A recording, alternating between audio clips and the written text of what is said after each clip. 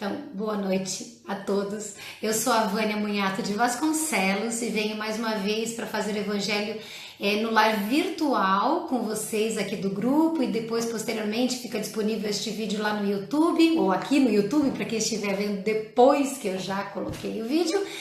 E fico muito feliz de estar mais uma vez aqui, mais um ano começando, 2018, com muitas expectativas positivas de trabalho, de vigilância, de oração, de otimismo, de esforço, de transformação, tudo aquilo que a gente vem buscando realizar e fazer durante todos esses dias, todos esses nossos estudos.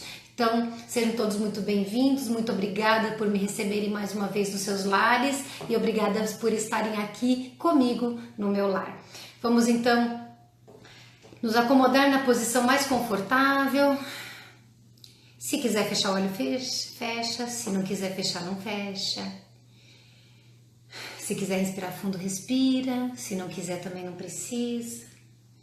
Essas posições, essas gesticulações, elas não são indispensáveis, ao contrário, são só modos de fazer com que nós deixemos o corpo mais tranquilo, para que não nos incomode enquanto estamos elevando os nossos pensamentos a Deus, a Jesus, sintonizando com os mentores do Evangelho, os nossos anjos de guarda, os amigos da espiritualidade e todos aqueles companheiros que vêm orar conosco, que vem estudar conosco. E assim, na certeza de que Jesus cumpre o prometido de estar sempre onde nos reuníssemos em seu nome, na certeza de que todos os nossos pensamentos e sentimentos elevados atraem bons espíritos e chamam Deus para estar conosco, além de dentro de nós, fora de nós. Nós agradecemos por mais um dia, por mais um ano, pela vida bendita e as oportunidades sagradas de trabalho e renovação que recebemos para estar aqui. Pedimos desde já que tenhamos um ano produtivo, um ano inspirado, um ano de trabalho, um ano onde não esqueçamos de que não estamos desamparados, e sim amparados, sim. Um ano onde tenhamos mais compromisso com aquilo que pensamos, com aquilo que falamos, com aquilo que fazemos, para que sejamos capazes de auxiliar a espiritualidade superior a conseguir fortalecer a cada um de nós, seres humanos, desta bendita e bela humanidade do planeta Terra, que se transforma para aquele tipo de mundo que ansiamos muito, o mundo de regeneração. E assim, certos de todo esse amparo, de toda essa luz, de toda essa energia bendita, e gratos que somos, pedimos permissão a Deus para iniciar os nossos estudos desta noite. Que assim seja, graças a Deus e a Jesus. Então, voltamos, hein? Vamos lá? Vamos estudar um pouquinho? Nós vamos estudar hoje, como eu já deixei escrito para vocês, o capítulo 9, Bem-aventurados aqueles que são brandos e pacíficos, Evangelho segundo o Espiritismo. Nós estamos nas instruções dos Espíritos e tratando especificamente do item 8, que não é muito comprido, mas tenho que falar, que é a doutrina, a obediência e a resignação, ou obediência e resignação. E começa o item 8, escrito pelo Espírito Lázaro, em 1863, e vocês vão poder observar que é um texto bastante atual, como todos, eu creio, não vi nenhum que seja desatualizado dentro da doutrina espírita. A doutrina de Jesus ensina, em toda parte, a obediência e a resignação, duas virtudes companheiras da doçura, muito ativas, embora os homens as confundam erradamente com a negação do sentimento e da vontade. A obediência é o consentimento da razão. A resignação é o consentimento do coração. Ambas são forças ativas porque carregam o fardo das provas que a revolta insensata deixa cair. O frouxo não pode ser resignado, assim como o orgulhoso e o egoísta não podem ser obedientes. Jesus foi a encarnação dessas virtudes desprezadas pela antiguidade material. Ele veio no momento em que a sociedade romana perecia nos desfalecimentos da corrupção. Veio fazer luzir no seio da humanidade abatida os triunfos do sacrifício e da renúncia carnal. Cada época está, assim, marcada com o selo da virtude ou do vício, que a deve salvar ou perder. A virtude da vossa geração é a atividade intelectual. Seu vício é a indiferença moral. Eu digo somente atividade porque o gênio se eleva de repente e descobre sozinho os horizontes que a multidão não verá senão depois dele. Ao passo que a atividade é a reunião de esforços de todos para atingir um fim menos grandioso, mas que prova a elevação intelectual de uma época. Submetei-vos ao impulso que viemos dar aos vossos espíritos. Obedecei à grande lei do progresso, que é a palavra da vossa geração. Ai do espírito preguiçoso, daquele que fecha o seu entendimento. Infeliz, porque nós, melhor dizendo, que somos os guias da humanidade em marcha, o atingiremos com o chicote e forçaremos sua vontade rebelde no duplo esforço do freio e da espora. Toda resistência orgulhosa deverá ceder cedo ou tarde, mas bem-aventurados os que são brandos, porque prestarão dócil ouvido aos ensinamentos. Vou começar do final, tá? Quero primeiro falar sobre essa última expressão de Lázaro, que ele diz: nós que somos os guias da humanidade em marcha, o atingiremos com o chicote e forçaremos sua vontade rebelde no duplo esforço do freio e da espora. Toda resistência orgulhosa deverá ceder cedo ou tarde. Veja, eu acredito que deva soar meio estranho, digamos, para um iniciante na doutrina espírita, certas expressões que parecem um pouco agressivas. Pelo menos me soa um tanto agressiva, me soaria um tanto agressiva se não compreendêssemos o teor, o conjunto da obra espírita, que não tem nada de agressividade.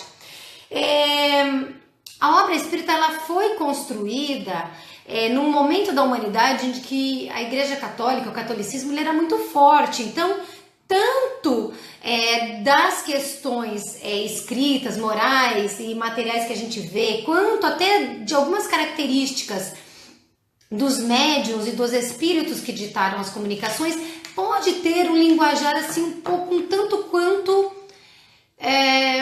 não sei se seria a palavra ideal, mas um tanto quanto católico, assim, de imposição. E nós que somos estudantes espíritas, estudiosos espíritas, nós sabemos que de verdade não existe uma imposição de transformação, não existe uma exigência de mudança de conduta. Existe sim leis naturais que nós conhecemos estudando o Livro dos Espíritos, que tem lá uma parte inteira falando dessas leis, e vão falar, por exemplo, de causa e efeito, de reencarnação. Então imaginemos o seguinte: se você, se eu, se nós agimos equivocadamente, nós fazemos uma semeadura, nós mexemos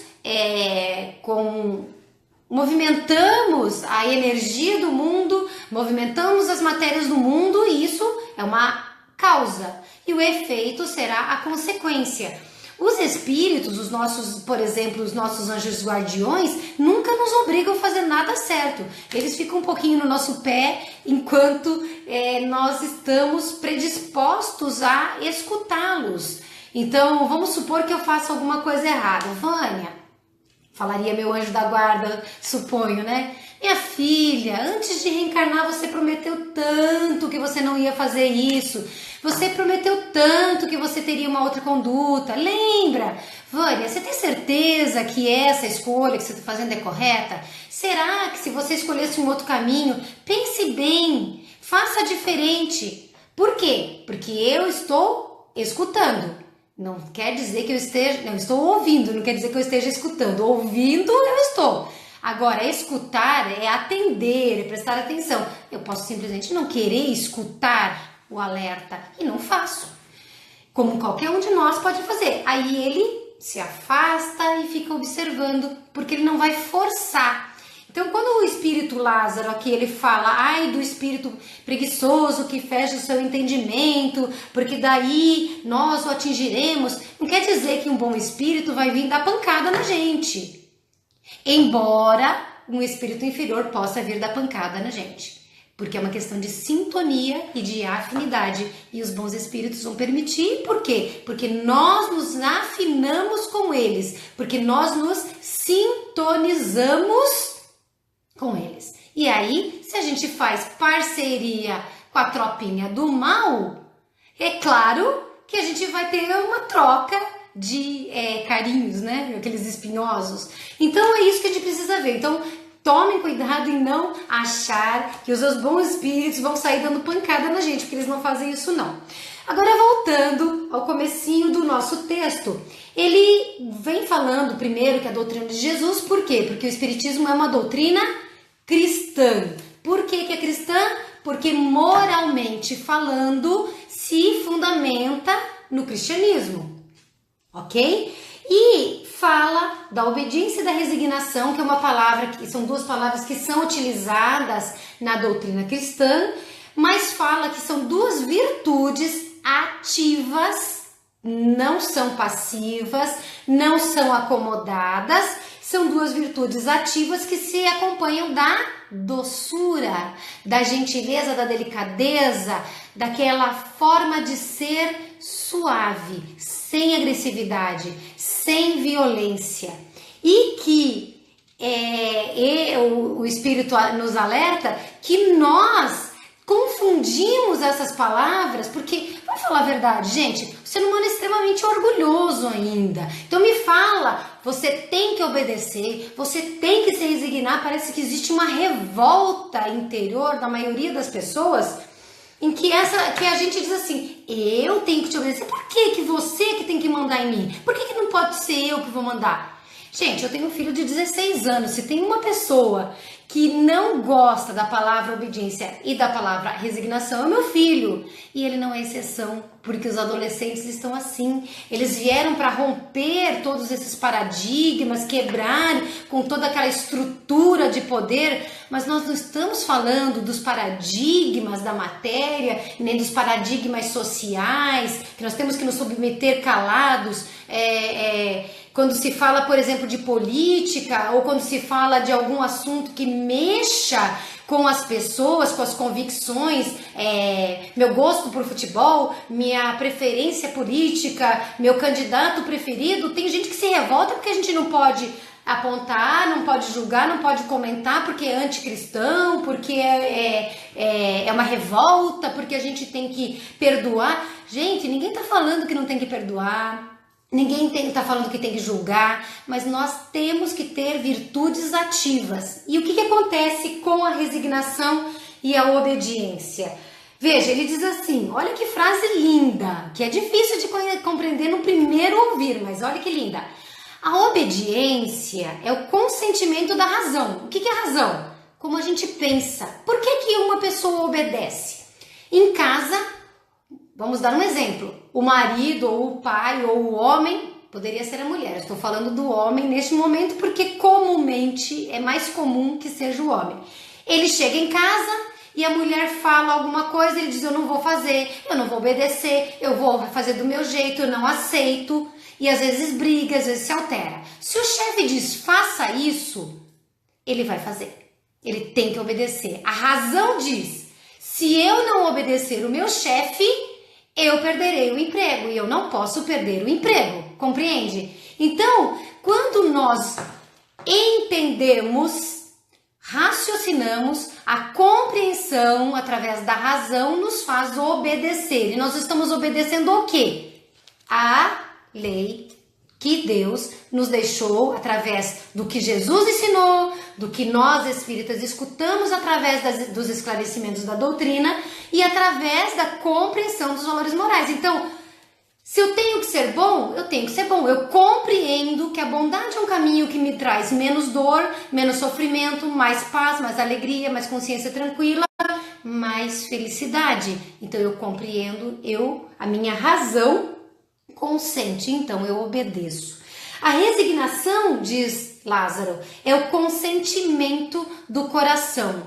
O consentimento do coração é o quê? O coração não é o símbolo do sentimento, de como a gente se manifesta afetivamente, vamos dizer assim, no mundo? Então, eu quero muito determinada coisa, eu quero muito... um exemplo trivial, que eu gosto de exemplo trivial que todo mundo entende. Eu estou apaixonado, estou amando, eu tenho interesse numa pessoa, eu quero muito ficar com aquela pessoa e casar. Só que aquela pessoa não gosta de mim. Então o meu coração compreende, porque eu gosto tanto de uma forma tão verdadeira que não posso obrigar que determinada pessoa fique comigo. Então meu coração, representando os meus sentimentos, compreende e consente que eu me resigne. Significa que eu me submeta da mesma forma que a resignação também é uma submissão, a obediência é uma submissão a uma situação. Eu me submeto ao fato de que, apesar de eu amar determinada pessoa e querer ter um relacionamento com essa pessoa, eu não posso. Por quê? Porque o sentimento dela não é o meu sentimento. Porque a vida dela não está interligada com a minha vida. Às vezes até tem gente que acha que é recíproco, mas a vida não permite. E para que isso aconteça, a pessoa teria que forçar situações, violando leis, compromissos morais, compromissos materiais e quebrando com toda aquela responsabilidade que a gente assume perante as situações. E eu falei da parte afetiva porque é mais fácil de compreender, não é, gente? Mas vamos falar a verdade, isso pode acontecer qualquer coisa. Então, quando o coração compreende determinada situação, ele vai afetivamente consentir que a gente se resigne. Agora, eu achei na internet, eu estava lendo a respeito para trazer frases mais específicas, para ficar mais fácil para vocês, e eu achei assim um texto, deixa eu ver até de quem que é o texto para fazer jus, né? Aqui o nome da pessoa, foi um texto feito...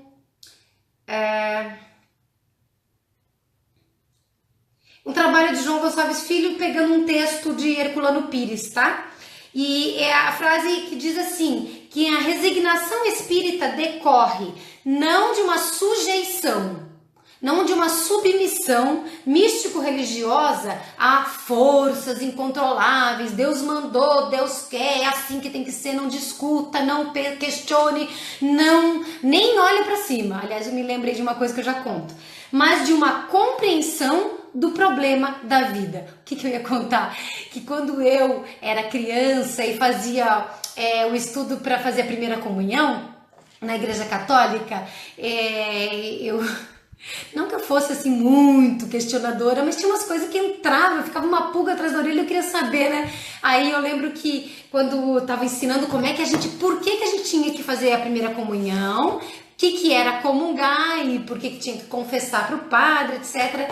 E que quando a gente estava na missa e o padre erguesse a taça, não sei se chama taça, gente, não me lembro o nome, da oferenda, da oferta do vinho e da hóstia, que todo mundo tinha que baixar a cabeça.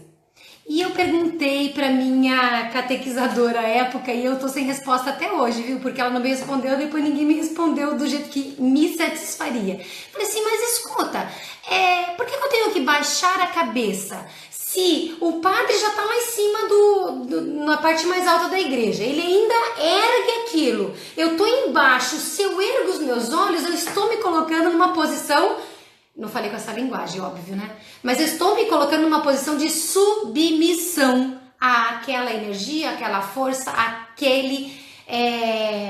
aquela manifestação. E ela disse, simplesmente porque tem que ser assim. Então, o que está dizendo isso, esse texto partindo de Herculano? Que não decorre disso. Uma falta de resposta, de entendimento, de compreensão, tem que ser e acabou. Não. A resignação espírita é uma aceitação da realidade. Ora, eu quero que seja diferente. Eu trabalho para que seja diferente, por isso que são virtudes ativas. Eu faço, eu procuro construir, eu procuro modificar isso que eu estou vivendo e que eu vejo acontecendo. Só que, apesar disso, se a coisa não mudou, então eu me submeto, no sentido de não me revoltar, não ficar inconformada, não ficar brigando com a divindade, com todo mundo e querendo destruir todas as coisas, querendo me matar, querendo morrer, querendo matar o outro, querendo que o outro morra. Por quê? Porque as coisas não deram certo. As coisas, gente, estão sempre certas.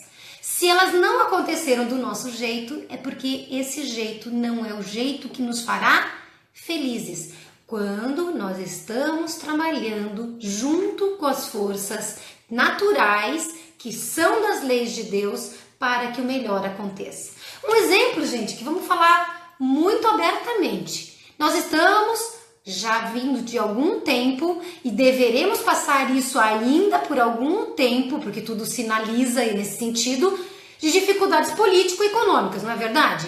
E nós não estamos por aqui com isso? Estamos. Se nós estamos trabalhando a respeito, nós estamos avaliando circunstâncias, avaliando situações, avaliando a própria conduta, o próprio comportamento, como que nós colaboramos para que as coisas chegassem no ponto deplorável que as coisas estão, e nós mudamos isso, só que eu mudar sozinha não vai mudar tudo, vai? Agora, se vocês mudam, talvez não mude tudo ainda, mas já é um pouquinho mais de gente mudando. Então, temos que construir um conjunto maior de forças, de intenções que façam com que a minha mudança e a mudança de vocês consiga mudar esse conjunto que hoje nós temos como prejudicial, como negativo e que precisa se encerrar esse ciclo. Tanto é que eu dizendo isso, eu passo já para a parte seguinte, porque Lázaro diz assim, que a virtude da geração nossa, ele fala isso em 1863, mas vamos falar a verdade, continua sendo a nossa geração, é a atividade intelectual, não é atividade cultural, porque a gente vê que intelectual é de pensar, raciocinar, mas nem sempre a gente está raciocinando bem, né? Por exemplo, gosto musical tá difícil, não quer dizer que seja muito culto, mas é um tempo em que a gente pensa, que a gente reflete, que a gente constrói coisas, que a gente modifica, que a gente ambiciona fazer diferente. Os nossos jovens querendo, como eu já falei antes, quebrar todos os paradigmas, mudar as coisas. Bom, ele fala, apesar da nossa atividade intelectual, o vício, que aquilo é a virtude, o vício da nossa geração é a indiferença moral. E é tão difícil isso que a gente se sente sozinho. Vocês não se sentem sozinhos de vez em quando? Às vezes eu me sinto sozinha. E só não me sinto mais porque eu sei que vocês estão aí lutando como eu. Porque eu sei que nos lugares onde eu vou para fazer palestra ou para escrever vai ter uma, duas, sei lá, 10 pessoas que vão observar o que eu tô levando, o que eu tô pensando, o que eu tô tratando de construir na minha forma de ser, na minha existência, na minha vida, e dizendo, puxa, que legal, vou pensar parecido, Vânia, não é bem assim, eu não concordo com você, e traz isso e a gente cresce juntos, porque daí ele diz em seguida, olha aqui, cadê? Peraí. Ao passo, aí ele fala, né? É isso aqui que eu queria. Ele faça que a pessoa que tem muita capacidade intelectual, de repente consegue dar uma disparada na frente, trazer uma novidade, uma evolução, um passo adiante nesse desenvolvimento, só que ele faz sozinho. E ele faz sozinho, vai na frente e a gente, a humanidade, né, o lugar comum da humanidade vai atrás. Nossa, que legal, alguém descobriu uma coisa nova, vamos trabalhar por aí, vamos seguir essa estrada. Só que o que ele fala, isso é grandioso, mas se vocês, nós que somos o café pequeno, vamos dizer assim, não vamos fazer grandes transformações, mas se nós nos unirmos, o que ele fala? A atividade é a reunião dos esforços de todos para atingir um fim menos grandioso, porque não vai ser aquela coisa que vai transformar de um dia para a noite tudo, mas que prova que como um conjunto nós progredimos intelectualmente, não é um ser que progrediu intelectualmente e realizou, é a coletividade que de pouquinho em pouquinho, reunida num conjunto, tem um objetivo comum. Por isso, pessoal, é que é tão importante que nós trabalhemos juntos.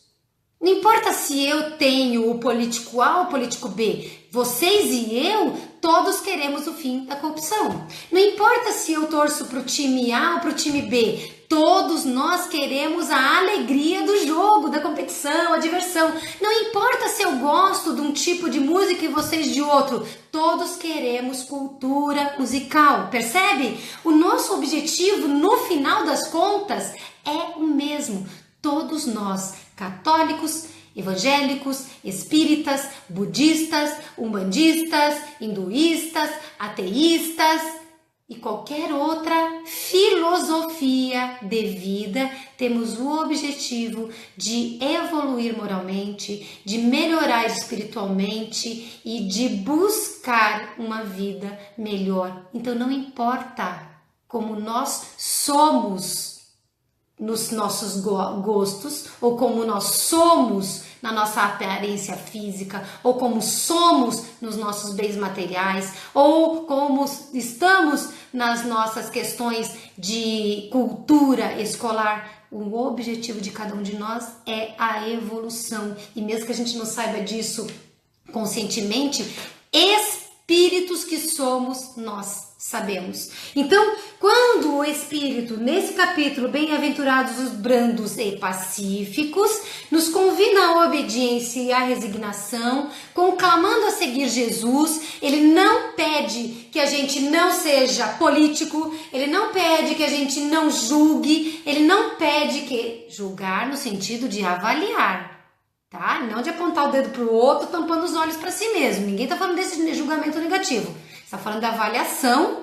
Ora, se o outro errou e a gente não observa, então a gente vai ter que errar também para aprender? Se eu observo que o outro errou e digo, puxa, isso está errado, então eu não vou fazer diferente, eu não vou fazer igual, vou fazer diferente.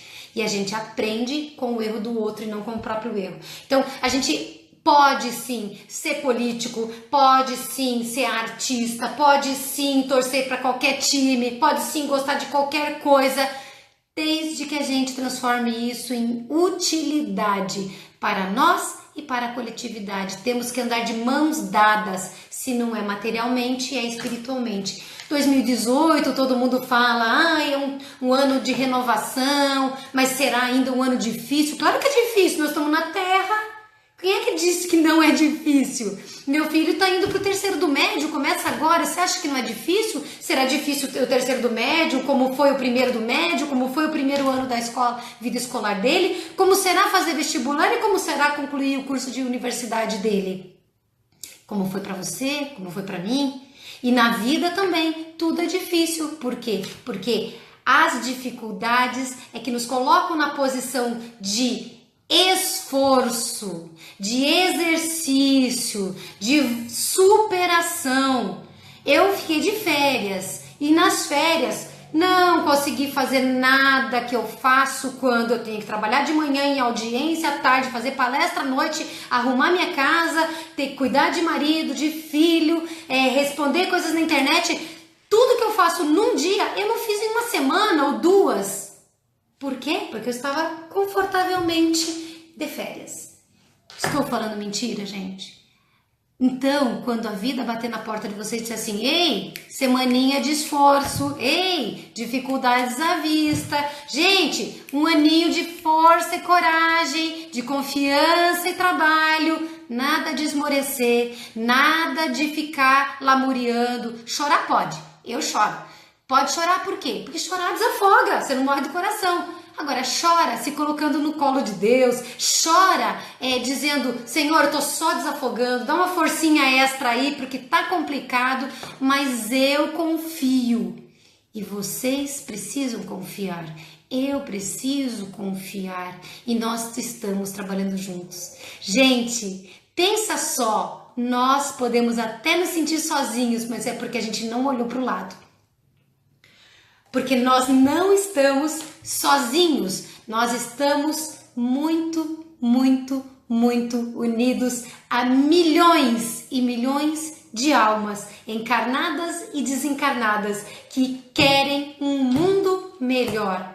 Nós estamos unidos emocionalmente, espiritualmente e moralmente a milhares de brasileiros que querem um país melhor. Nós estamos unidos a não sei quantos espíritos nesse mundo, nesse universo, na nossa galáxia que querem da Terra um lugar melhor. Nós não estamos sozinhos, mas a gente precisa parar de olhar só para a dificuldade. A gente luta e obedece quando precisa. A gente luta e se resigna quando precisa, mas a gente sempre luta, porque a obediência e a resignação são forças, virtudes ativas. E a gente vai trabalhar, 2018 tem muito trabalho para todos nós. Combinado? Certo? Ai, vamos fazer nossa vibração, gente? Vamos? Vamos lá. Agradeço muito, viu? Que vocês estejam aí. Fico muito feliz de verdade de poder compartilhar esses pensamentos com vocês. Então agora a gente vai, respira mais um pouquinho, vamos já baixar um pouquinho de novo, né? Olhar para dentro e nós vamos nos envolver com essas vibrações de amor, de reconforto. Vamos falar a prece que eu gosto muito, que é a prece das fraternidades. Nosso Divino Mestre e Salvador, fortalecei-nos e amparai-nos para que possamos auxiliar as forças do bem a transformar o mundo. Veneráveis mensageiros celestes, auxiliares de Jesus, fortalecei-nos e amparai-nos para que possamos auxiliar as forças do bem a transformar o mundo. Pai nosso, Criador nosso, fonte eterna de amor e de luz, fortalecei-nos e amparai-nos para que possamos auxiliar as forças do bem a transformar o mundo. E assim, certos de toda essa parceria energética, espiritual, moral superior em que estamos envolvidos agora, nós vamos vibrar. Nós vamos vibrar pela paz entre todos os homens, pelos espíritos sofredores, pelos doentes do corpo, pelos doentes da alma, em especial pelos nossos irmãozinhos suicidas, por aqueles que são viciados, pelos que estão depressivos e enfraquecidos, necessitando de encorajamento para não desistir. Nós vamos vibrando com o maior amor pelos espíritos com missões definidas que vêm para reerguer a nossa moral nesta vida em sociedade, pelos médiuns, pelos que de forma direta ou indireta trazem as mensagens dos bons espíritos para fazer com que continuemos trabalhando, confiando e fazendo o melhor. Por aqueles que deram adeus à vida encarnada, pelos quais sentimos saudade, sentimos falta, mas que são presos que foram libertos, são estudantes que concluíram seu curso, são doentes que se curaram e por isso nos deram temporário adeus. Por aqueles que estão partindo e pelos seus familiares para que saibam dizer até breve, meu irmão, nós nos veremos. Pelas delegacias, pelas penitenciárias, pelos orfanatos, asilos e hospitais, pelos seus assistidos, seus colaboradores, por todos aqueles que trabalham pela justiça dos homens, pelo Ministério Público Federal, Estadual, pelos juízes, pelos advogados. Mas eu falo não só destes, pelos ministros, pelo Supremo Tribunal Federal, pelo STJ, sim, vamos pedir por eles. Pelos nossos políticos, sim, vamos pedir por eles. Almas que se prepararam para trabalhar por nós e se perderam e sofrerão as consequências, mas ainda há tempo para que eles se renovem, se modifiquem e comecem a corrigir. Se nós vibrarmos de coração por eles, quem sabe eles permitam que Deus toque o coração e eles se arrependam ainda em vida e possam ajudar-nos enquanto se ajudam.